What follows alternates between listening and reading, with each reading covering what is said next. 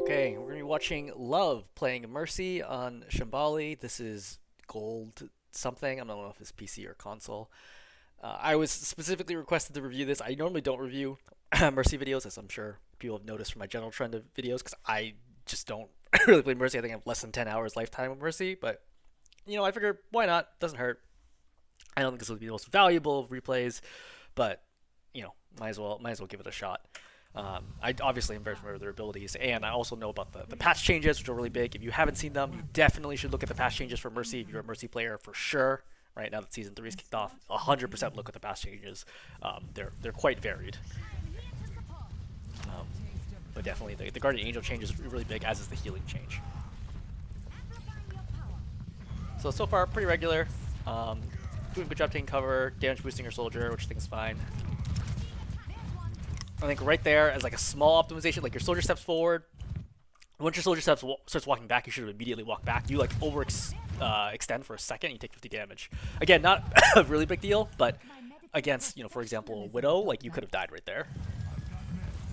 Give more, so it's good. I know you see the Widow, she's too far back.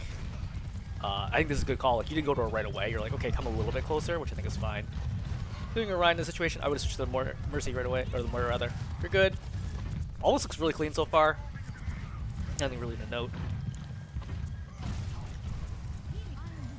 I think you do a good job of sticking to cover, damage boosting so far. Yeah, this all looks good to me.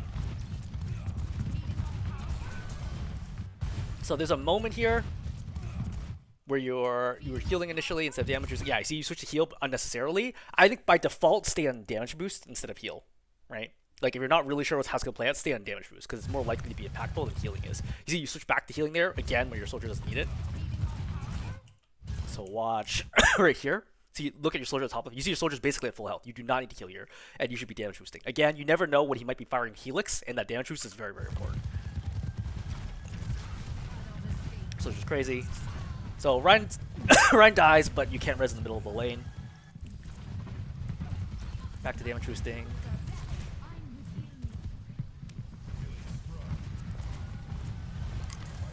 You're mostly just waiting your Ryan right now. It's a good call, switch back to heal. Great. Help your soldier get a pick. Alright, help him with the 1v1. You have Valk ready now. You probably don't need this because it should be a 5-on-4. Right? It's with close spawns, this should be an easy push. You should not need to use Valk here. Would be my hope. Oh, okay. Fortunately, you lost 2. Nothing you can do about this. This is not actually a safe place. So you see, literally, let's go back a second. So look right here and imagine from the perspective of the map. So you see how you strafe right there? That's actually not safe. I knew right away when you did it. You should have been further to the left if you tried to do that, or deeper back, right? Either to the left of the pillar or deeper back, depending on what you want to do to actually be safe in that position. So just like a little bit of spatial awareness there, which I think is extra important on Mercy since there's not a lot else that you need to be doing. So you should be perfect with your space like that. Everyone's injured. Yep, you go for more, great. Pretty regular. Apologies for the cough drop. If I don't have the cough drop, this will be an unwatchable replay. So this is an interesting call. So you come together as 5, and then you pop Valk right now. I don't agree with Valk. I think that Valk is a good neutral ultimate. It's not that strong ulti as ultis go. So, for example, if they pop a strong ultimate, like what's an example of like a strong ultimate? Like Trance, right? If they use Trance, like Valk's not going to stop the team from running over you if they have Trance, right? Or Beat. So it's like on the same tier as like Coalescence in terms of its overall power. So it is good to pop it in 50-50 situations. The reason why I don't like it here is because I don't think you need it. I think the soldier is gonna want to flank left anyway, and so he's not gonna be in range of the damage boost. And obviously your Cassidy is switched from Widow, but if you're playing Widow, I think the damage boost is like basically useless because it's not really gonna matter for Widow. With this situation, if you had a 5-man brawl lineup pushing forwards, I think this is great. Like if you have like, let's say Reaper Junk or something, or Reaper Cassidy, I think this is good, and I would agree with Valk. I think in this situation, I think your soldier wants to go high ground anyway, so I think you're gonna waste this Valk. Your team is having a lot of trouble pushing through this choke though, so I feel that you're like, hey, I gotta do something to try to make this happen, but I think that it's not gonna work. Well, Ryan gets a kill. Right? So your soldier gets a kill up there. Again, you're not actually damage boosting the soldier at a critical moment when he's pop visor, right? So he's pop visor right now. He's shooting. You should already be damaging. I guess it's getting to him for the Ryan. You go for heal for a second there. So your team ends up winning this fight, but again, I question whether or not you needed Valk to win this fight, or whether or not you would have had it anyway. That's my thought. We can go back and try to analyze like the breakpoints and see whether that actually made a difference, but my feel there is if you just damage boosted the soldier when he went high ground with visor, I think you win anyway. Like ultimately, this is a very offensive favored choke, right? It's the very first choke point of the game. It's unlikely that you need to pop ultimates to get around this corner. You know what I mean? And then you have ulti to save for the next fight.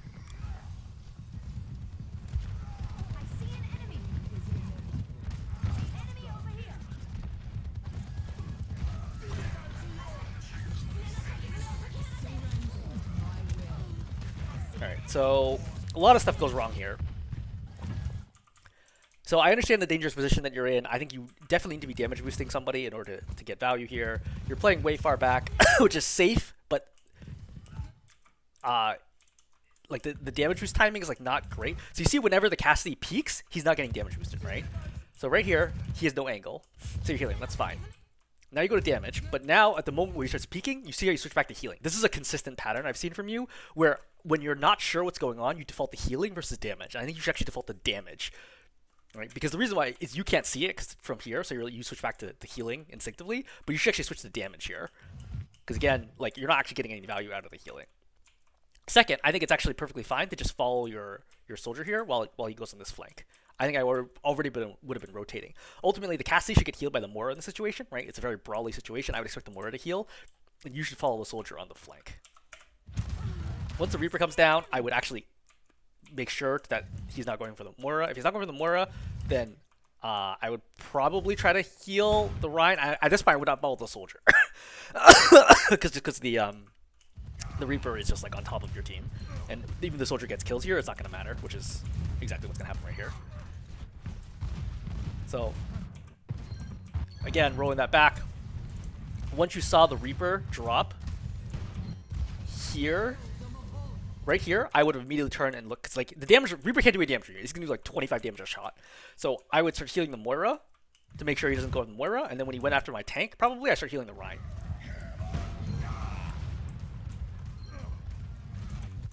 I still don't think you would have won the fight, but I think that's the best plan that you had. Soldier goes bang, that's unfortunate. So you should mostly be damage using your Cassidy now. Okay, so good job LOSing here. I think you could be a little more aggressive with the peak here. I would be healing the Mei right now, not the Cassidy. You know, you're like definitely prioritizing your life a little too much when you're actually totally safe. No one's shooting at you right now. The Mei is super low. You should be healing the Mei right now. I feel like it probably looks really obvious right now that you should be healing the Mei. You know.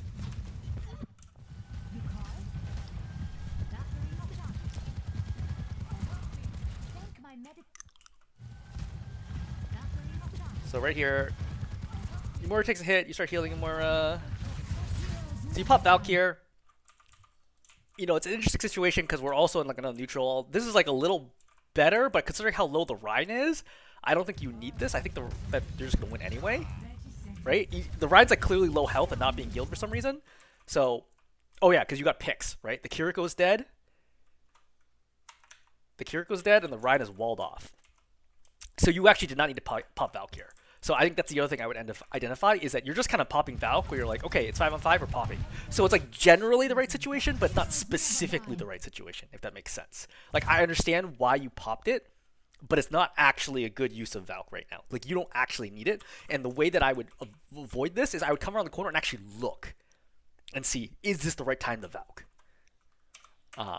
It feels like a little bit like autopilot-y. You're like, oh, it's 5-on-5. I got everybody here. Like, let's pop it. But it's not actually 5-on-5, right? It's first of all, it's 5-on-4, which means you shouldn't even need ultis. A, and B, the Rhine is incredibly low, so it's basically a 5-on-3 immediately because the Mei wall is good. So this is another wasted Valk. As soon as you saw this Reaper go after Moira, I would immediately fly this way. Like this fight is irrelevant. Like they're gonna win this fight. I would fly over and immediately start helping my Moira. You see how you go back, right? You're still not helping your Moira. You really should just go help your Moira. Like the only person here who can die here is your Moira. Everybody else is gonna be easy clean up. Good Kiriko, sure. It doesn't really matter.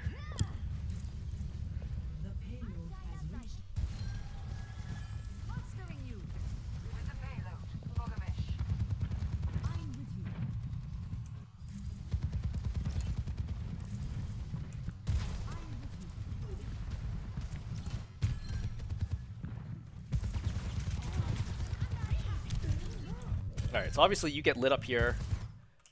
As soon as you see this, you try to go cover, which is the right call. He helixes you. You should not have re-peeked that. That's actually crazy that you re-peeked this right here. So I know it's scary because you're like, oh, I was behind cover and I take damage. And then you feel like you get flushed out of cover. But you should have recognized that's the only way the soldier can injure you at that point is Helix Rocket. And you should have played right here. And if you heard the soldier drop, then you could have tried to like juke him around the corner or something like that. But peeking right away means the soldier could easily have killed you right here.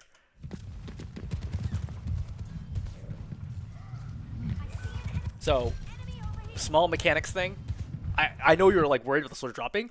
This is way too wide of a peak. Right? All you need to do, you can do it at half that distance. Just a quick peek like that to confirm whether or not he's dropping, and then you go. I don't think that's good movement.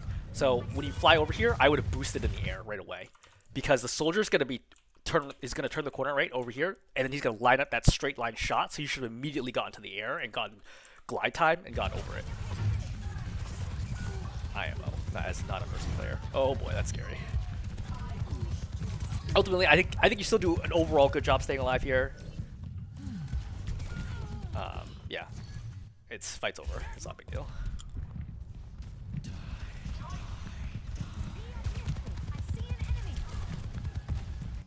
Again, you see right here, your Cassidy is fighting soldier, right? 1-on-1. The soldier's not shooting at the Cassidy at all. And see how you switch the heal right now? Unneeded. Still unneeded. Still on heal. And now you're switching back to damage. Right? There's a lot of like panic healing that you do instead of just straight up doing damage.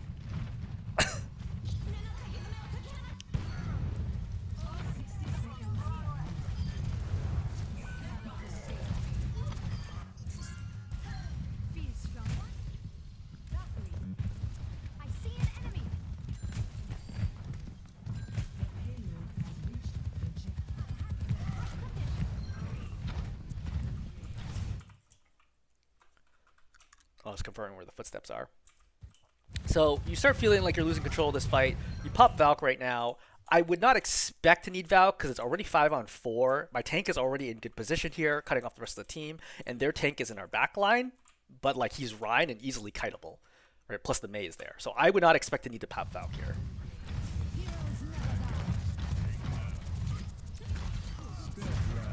Like, of the Valks, though, I think this is the most acceptable of the Valks, just to confirm that you for sure get this point. But I don't think that you actually would have lost this without Valk. Yeah, like, on A to F scale, I would say the other Valks were, like, C minus D. I think this was, like, a B level Valk. Right.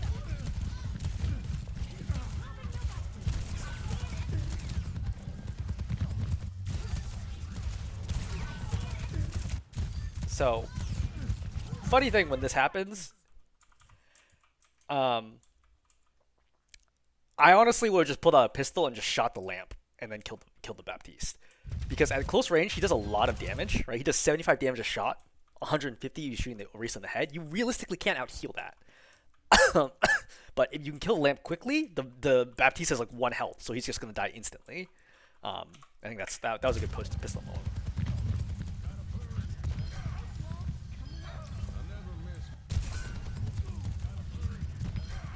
Yeah, you don't do a great job reacting to the fact that the Cassidy is who you should be healing / damage boosting there. Get the res off. Secure. First res I think we've seen this game, which is fine. I don't think you had a lot of good res opportunities.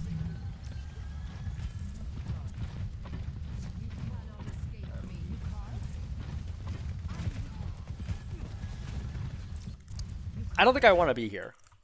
Like, you fly over. I think you just want to play the cart. I think that's a lot safer than playing in the room. It allows you to better react to stuff that's happening over here. I think playing on this side makes you less flexible for what you can do. Right? Because, like, what happens if Ryan does this? You see how you take that shot, right? You take that hit right there, and if he'd done a fire strike cancel as well, that would have been 185 damage to you. And then if anybody tapped you in the air, you'd be dead. So yeah, I don't agree with that positioning move. I think just playing the back here is safer. A lot of stuff going on. You really need to be damage boosting, right? You should be damage boosting the Cassidy here for sure. Right, Cassidy does the most damage of everybody in your team by a long shot. Going to kill the Mei. You're kind of losing sight of the fight. Like, I know you're going to heal the Mei, but you should be looking to the left to figure out what's going on, right? You're kind of like blindly just looking. or rather blindly just flying at the Mei, but you confirm, like, even though the Mei's low, she may not actually be the most important target, especially since everybody else is freezing and the Mei's clearly not taking more damage. You might have been better off, for example, trying to damage boost the Cassidy or the Orisa in this situation. Interesting call of the Orisa to knock the Rhine out away from Lamp.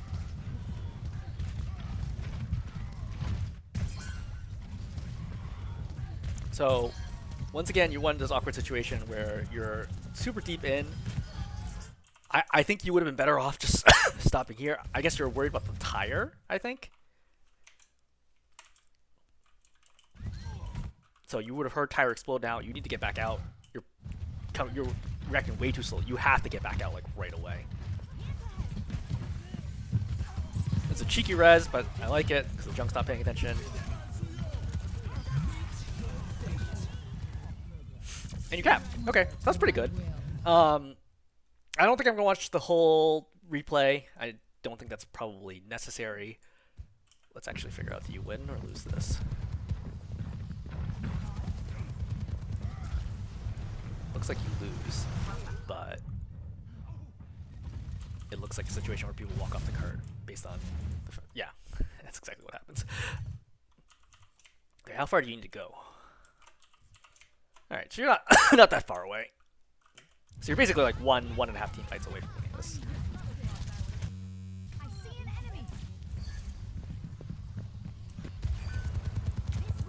Alright, so cart's capped. You're 2 down. Your team should just really honestly play slow and not move the cart very quickly because you don't. It's a 3-on-5 while your team is respawning right now. Did you have an opportunity to get a res off?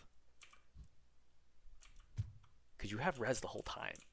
I'm surprised. Where did your team die? She dies right here. The junk is not resable. That's just insane.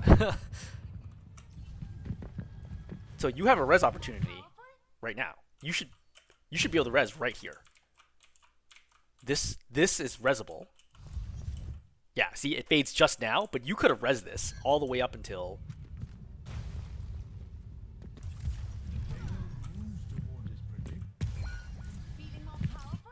Right, you have res available right now, and the Anna's here. Like, you should have been playing behind the cart the whole time and res. That would have put this into a 4-on-5 situation.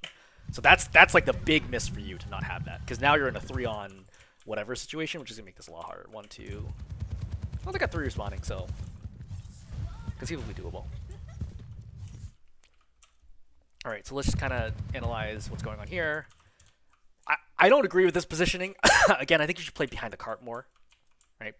And playing default. It gives you a better view of things. Like, you don't kind of look at the enemy enough to figure out what they're doing, which I think is also what's going to lead to this Rhine charge.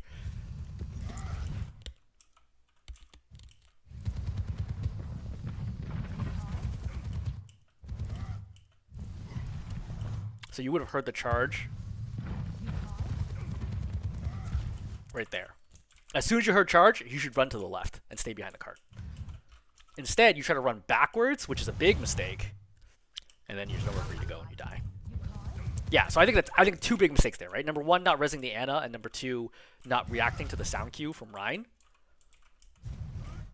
Because it feels like you know that's coming, right? I feel like you must have heard it based on your movement. It looks like you know that it's coming, and you just must have assumed it's coming from in front. I agree this is a weird Rhine charge, but I think it's part of the general pattern that you're not looking at the enemy enough and only looking at your own team, which I think is a mistake. I don't think you should expose yourself necessarily, especially like a big exposure to see what the enemy's doing, but you have plenty of free opportunities to look at the enemy where there's like no threat to you, and I think that you should do that.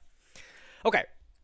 So recapping, I think there's 3 things I saw. Number 1, when things get dicey, you have a tendency to panic heal instead of panic damage, often when your teammate doesn't need it. Like, is full health or nearly full health. So I would say stick on damage beat more. Number 2, I don't think your valks are great. I think they're not terrible, but they're not great. And I think if you want to climb consistently, you have to look for the best opportunities for valk, right?